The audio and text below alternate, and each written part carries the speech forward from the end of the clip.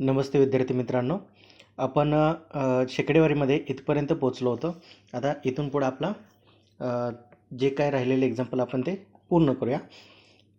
आता जर समजा एखाद्या वस्तूची किंमत जर X% वाढली तर त्या वस्तूवर होणारा खर्च तेवढाच ठेवण्यासाठी त्या वस्तूच्या वापरात किती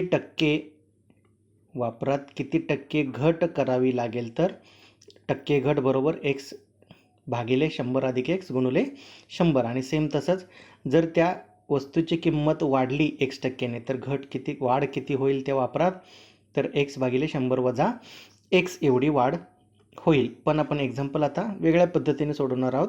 बघा, साखरेची किंमत 50% वाढली तर खर्च तेवढाच ठेवण्यासाठी साखरेच्या वापरात किती टक्के घट करावी लागेल. म्हणजे आपण जर टक्के घट बरोबर केला तर X म्हणजे किती आहे, 50 भागिले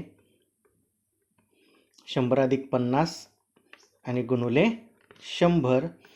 तर 50 त्रिक म्हणजे 100 भागिले 3 बरोबर उत्तर किती येईल, 33.33%. म्हणजे एवढी त्या वापरात घट करावी लागेल.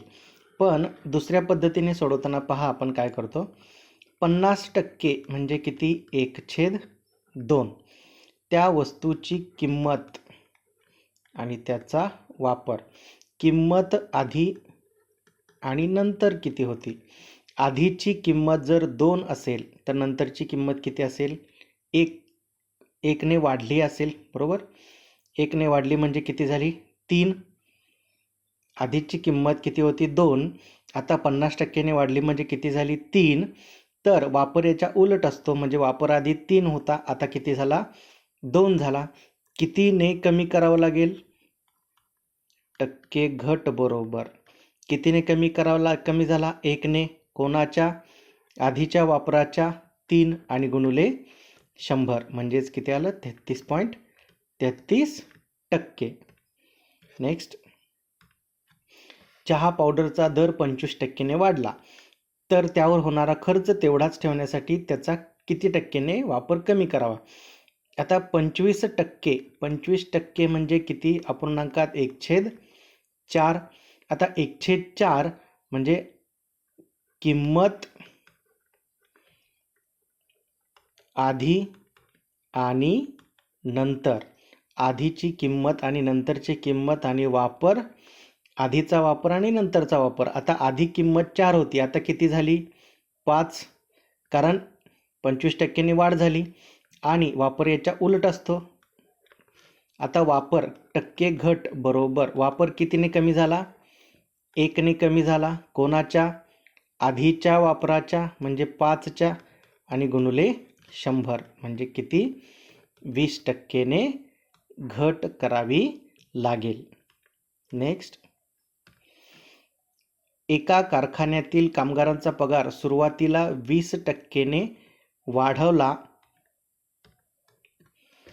नंतर 20% ने वाढवला तर पगारात शेकडा वाढ किती होईल. यामध्ये बघा, आता जर सलग वाढ किंवा घट असेल, समजा आधी A% ने वाढ केली आणि नंतर B% ने वाढ केली, तर एकूण टक्के वाढ बरोबर काय असेल, A अधिक B अधिक AB भागिले 100. जर A% वाढ केली, B% घट केली सलग, तर एकूण वाढ किंवा घट काय असेल, A वजा B वजा AB भागिले 100 वाढ किंवा घट. नंतर A% घट केली, B% वाढ केली, तर वाढ किंवा घट बरोबर काय असेल, वजा A अधिक B वजा AB भागिले 100. आणि A% पण घट केली आणि B% पण घट केली, तर एकूण घट बरोबर काय असेल, वजा A वजा B आणि अधिक AB भागिले 100 हे आहे. जर समजा सलग वाढ किंवा घट केली तर उत्तर कसं काढायचं ते. आता हे थोडंसं मी कट करतो वरचं.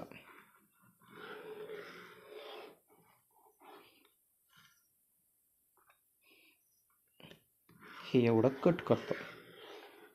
ठीक आहे. आता आधी किती वाढ केली? 20% वाढ केली. परत किती टक्क्याने वाढ केली? 20%नेच वाढ केली. म्हणजे एकूण वाढ किती झाली?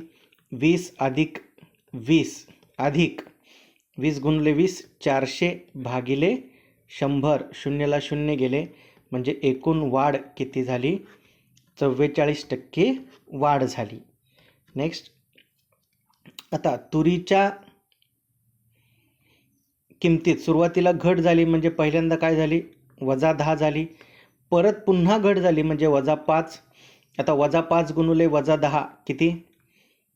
अधिक 50 आणि भागिले 100. -15 जर चिन्ह समान असतील तर नेहमी बेरीज होते. उत्तराला चिन्ह तेच राहतं म्हणजे -15 अधिक 0.5 म्हणजे उत्तर किती आलं? -14.5. कारण चिन्ह भिन्न असतील तर नेहमी वजाबाकी होते. उत्तराला चिन्ह मोठ्या संख्येचं. आता वजा आहे म्हणजे काय झाली आहे? घट झाली. किती? 14.5%ची घट झाली. नेक्स्ट, PMTने प्रथम 18% वाढ केली म्हणजे 18% वाढ म्हणजे काय? अधिक 18 आणि 6 महिन्यानंतर पुन्हा वाढ केली म्हणजे अधिक 5 अधिक 18 पंचे 90 आणि भागिले 100. 18 आणि 5 किती झाले? 23 अधिक 0.9 म्हणजेच एकूण वाढ किती झाली? 23.09%ची वाढ झाली. नेक्स्ट, एका वस्तूवर 8% सूट दिली. सूट दिली म्हणजे काय? वजा करावं लागेल. 8% सूट दिली आणि परत अजून त्याच्यावर किती टक्के सूट दिली? 10% सूट दिली.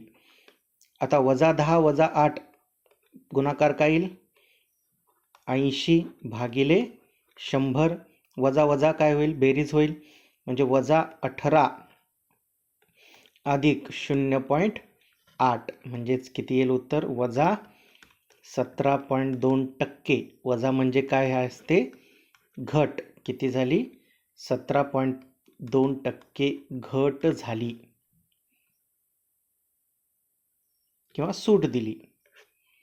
नेक्स्ट, एका परीक्षेत पास होण्यासाठी कमीत कमी 40% गुण आवश्यक आहेत. एका विद्यार्थ्याला 175 गुण मिळाले आणि त्याला 65 गुण कमी मिळाल्यामुळे नापास झाला. म्हणजे जर एकूण मार्क X असतील तर त्याच्या 40% मार्क हे कंपल्सरी पाहिजेत पास होण्यासाठी. पण एकाला किती मिळाले? 175 मिळाले पण 65 गुणांनी नापास झाला. म्हणजे अजून जर 65 मिळाले असते तर त्याचे मार्क किती झाले असते? एकूणच्या 40% झाले असते. म्हणजे X बरोबर 65 अधिक किती झाले? 5 आणि 5 10, 7 आणि 7 14 आणि 2 240 भागिले 40 गुणुले 100. 40 × 40 40 6 240 म्हणजे X बरोबर किती? 600. म्हणजे ती जी काय परीक्षा होती ती किती मार्कांची होती? 600 मार्कांची होती. नेक्स्ट, एका परीक्षेत एका विद्यार्थ्याला 32% गुण मिळूनही तो 32 गुणांनी नापास झाला. दुसऱ्या विद्यार्थ्याला 60% गुण मिळाले पण तो किती गुण? आवश्यक गुणांपेक्षा 80 गुण जास्त मिळाले. तर परीक्षेत पास होण्यासाठी शेकडा गुण किती आवश्यक आहेत? आता यामध्ये दोन प्रश्न असतात. एक असतो ती परीक्षा किती मार्कांची होती आणि इथे आहे काय? शेकडा किती गुण आवश्यक आहेत. आता आपण दोन्ही पण सोडवूया. बघा काय करायचं.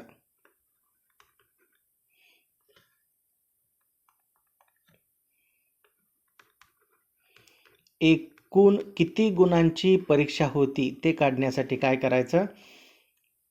80 मिळालेले गुण आणि कमी गुण किती झाले? 80 अधिक 32 करायचं आणि टक्केवारीची वजाबाकी करायची. 60 - 32 आणि गुणुले 100 करायचा. आता 80 अधिक 32 किती झाले? 128.